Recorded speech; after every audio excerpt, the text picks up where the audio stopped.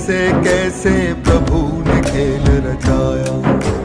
भक्त और भगवान के प्रेम का दर्शाती नाता।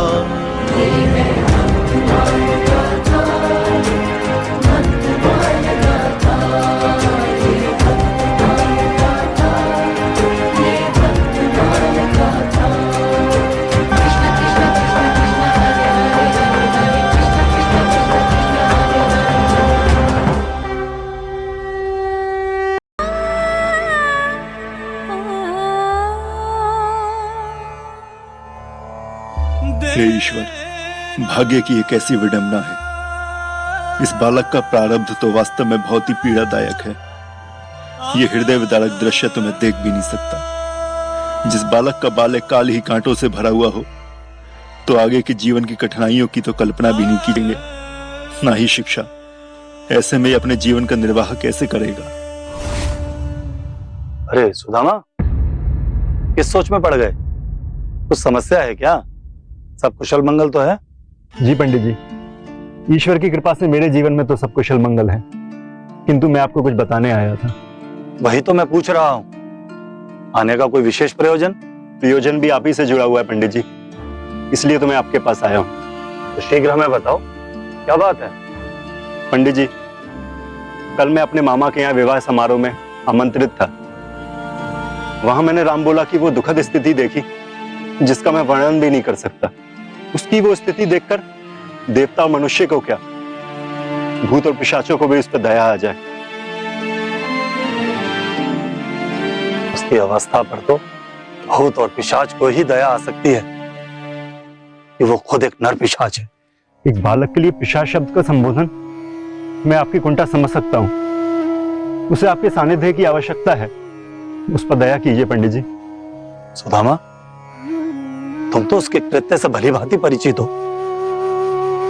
उसके लिए दया का अनुरोध कर रहे हो? इसके लिए मेरा हृदय उसी दिन पत्थर हो गया जिस दिन उसने अपनी मां को परलोक भेजा। कुछ भी हो पंडित जी, किंतु वो आपका पुत्र है। हाँ पंडित जी, सुदामा का कथन सही है। वह बालक। अब मैं इस विषय पर और वार्तालाप नहीं करना चाहता। जिस किसी को उस पर दया आ रही हो, वो उसे अपने साथ ले जा सकता है। जैसी आपकी इच्छा पंडित जी, कदाचित उसके भाग्य में यही लिखा है। अब मुझे आज्ञा दीजिए। प्रणाम।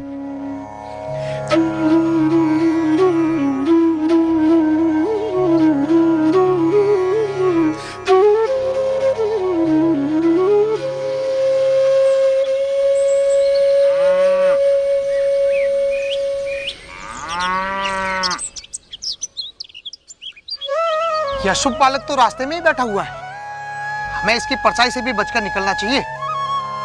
इसकी कुदृष्टि भी हम पे नहीं पड़नी चाहिए। हमें अपना रास्ता बदल लेना चाहिए। नहीं काका, आप यहीं से जाइए। मैं अपना मुख छुपा लेता हूँ, आपको नहीं दिखेगा। हाँ ठीक है, लेकिन इस तरह तुम बीच रास्ते में बैठे रहे तो इससे भी हमारे गांव का हित है। मुझे बहुत भूख लगी है काका। लगी है?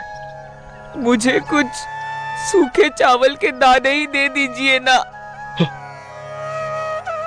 कुछ दूरी पे रख दीजिए। जब आप चले जाएंगे मैं उन्हें उठा लूंगा। बातें तो ऐसी करता है कि किसी का भी हृदय द्रवित हो जाए, किंतु हम तुम्हारे कपट से भली भांति अवगत हैं। जो बालक मानव के प्राण हरने से अपना भोजन करता हो, भला इसका पेट इस सूखे चावल से कैसे भरेगा? तुम्हारे लिए यही उचित होगा कि इस मार्ग को छोड़कर कहीं बहुत दूर चले जाओ। आप ऐसा क्यों कह रहे हैं काका? काका कह के संबोधित मत कर हमें। कोई संबंध नहीं है तुम्हारा हमारे साथ। हाँ, किंतु मेरी माता ने तो मुझे यही सिखाया था कि बड़ों का आदर करना चाहिए। फिर तो तुम्हारी माता ने यह भी सिखाया होगा कि बड़ों के आदेश का पालन करना चाहिए। हाँ काका।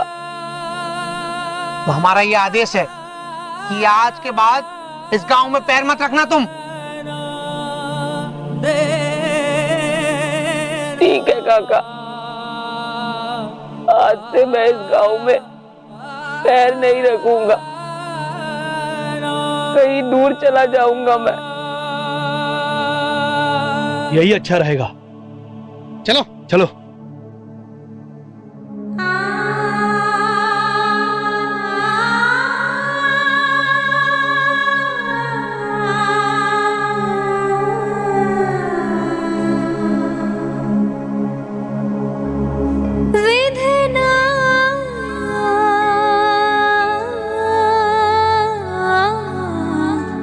तेरी लीला समझ न आए,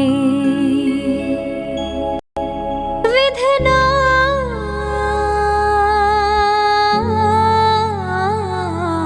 तेरी लीला समझ न आए, विधना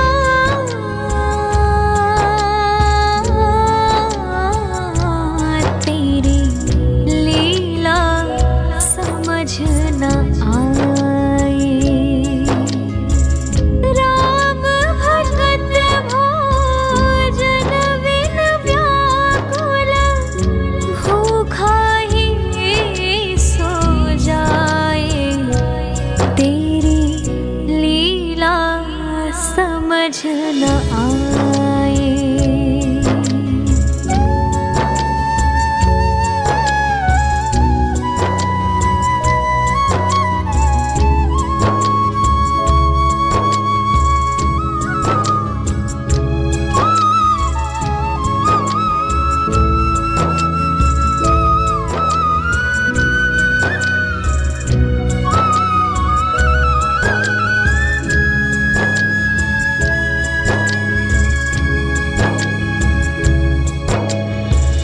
नैना नीर ना पूछे कोई, ना कोई गोद बिठाए,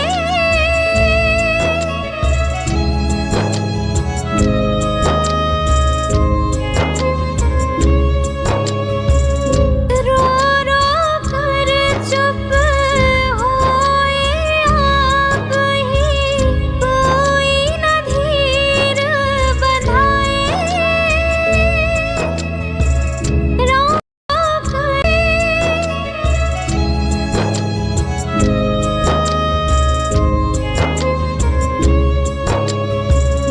रो रो कर चुप होए आप ही, कोई न धीर बधाए,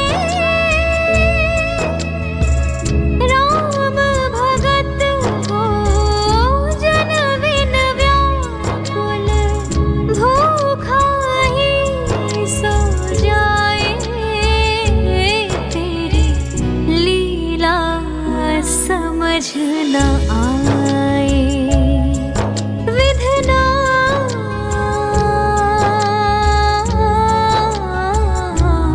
तेरी लीला समझ न आए। राम भगत भोजन बिन व्याकुल, भूखा ही सो जाए, तेरी लीला समझ न आए।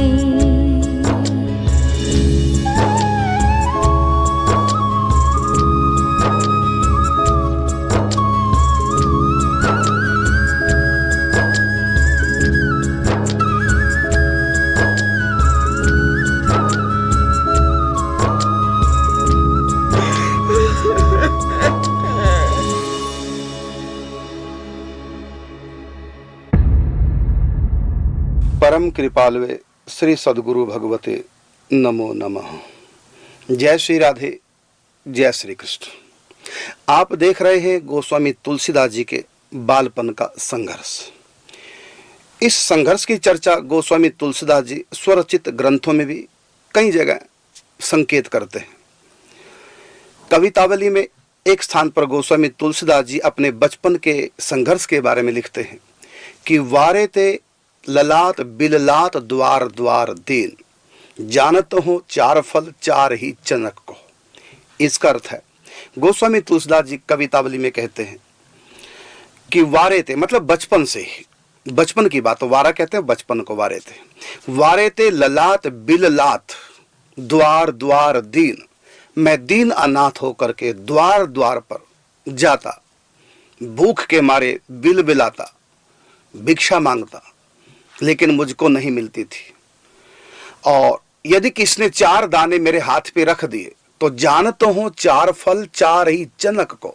4 दाने भी चने के किसने हाथ में रख दिए तो मुझको लगता था मुझको पता नहीं क्या मिल गया, कुबेर का खजाना, मानो मुझको अर्थ धर्म काम मोक्ष 4 पदार्थ मिल गए। ये मेरी स्थिति थी। लेकिन जब मैंने नाम की शरण ली, रघुनाथ की शरण ली, तब ऐसा मुझको अपनाया कि 4 पदार्थ की कौन कहे, पंचम पदार्थ श्री राम का प्रेम, उनका लाड मुझको प्राप्त हो गया। यह है नाम जप की प्रभु शरणागति की महिमा। पहले मेरा जीवन कैसा था, आज कैसे हो गया। इस प्रकार गोस्वामी तुलसीदास जी स्वरचित ग्रंथों में कई जगह अपने बचपन के संघर्ष की चर्चा करते हैं। और मैं कहना चाहता हूं कि देखो, अकेले थे, कितना कष्ट गोस्वामी तुलसीदास जी के बचपन में आया।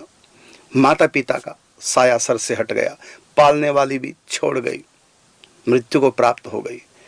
लेकिन उनके मन में देखो एक ऐसा उनका आत्मबल था, और सह गए इस बात को। जो सह गया वो प्रभु चरणों में रह गया, अगर कुछ कह गया तो समझो माया में बह गया। कहा ना कि कोई लाख सताए सताए हमें, हम साहस से सहते ही रहेंगे। कोई तप्त कड़ाहे में डाले हमें, हम श्री हरि की जय कहते ही रहेंगे। दरिया में बहाए बहाए तो कोई, प्रभु प्रेम सने बहते ही रहेंगे। धन जाए चाहे तन जाए तो क्या, जिसे चाहा उसे चाहते ही रहेंगे। ऐसा भीतर का भाव। और आज मैं देखता हूं बच्चों को, माता पिता ने डांट दिया तो सहन नहीं होता उनसे। यहां तक कि परीक्षा में फेल हो गए तो आत्महत्या तक कर लेते हैं। किसी प्रेमिका ने साथ छोड़ दिया, बेवफाई कर दी तो आत्महत्या कर लेते हैं। मम्मी ने या पापा ने डांट दिया तो आत्महत्या कर लेते हैं। इतना कमजोर हमने अपने बच्चों को बना दिया। और एक देखो गोस्वामी तुलसीदास जी इतना संघर्ष अपने जीवन से कर रहे हैं, ना ठहरने का रुकने का ठिकाना, ना कोई घर द्वार रहा, ना कोई धैर्य बढ़ाने वाला रहा, और बालक था। और देखो मजबूती के साथ आगे बढ़ा, दुखों को झेलता हुआ, रोता हुआ, लेकिन आगे बढ़ता गया। और अंत में देखो तो कहां से कहां पहुंच गया, और सनातन धर्म के एक स्तंभ बन गए गोस्वामी तुलसीदास जी।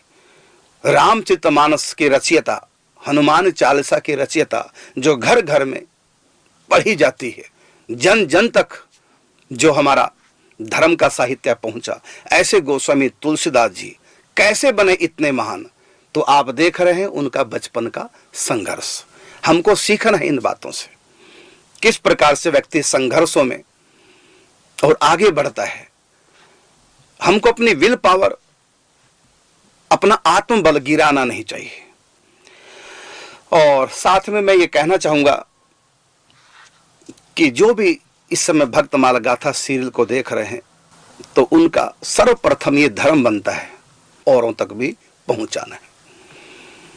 तो स्वामी करुणदास जी इस नाम से YouTube चैनल पर प्ले लिस्ट डाल दी गई है, तो आप प्ले लिस्ट से सब जगह शेयर कर सकते हैं, जो सारे एपिसोड उनके पास पहुंच जाएंगे। तो आप अपने रिश्तेदारों को, परिवारों को और जानकारों को, इष्ट मित्रों को भेजें, प्रचार प्रसार करने में हमारा सहयोग करें। तुम्हें भूख लगी है ना? अब मैं तुम्हें अपने हाथों से खिलाती हूँ। इससे तुम्हारी भूख भी मिट जाएगी और मेरी इच्छा भी शांत हो जाएगी। चलो ये चने खाओ।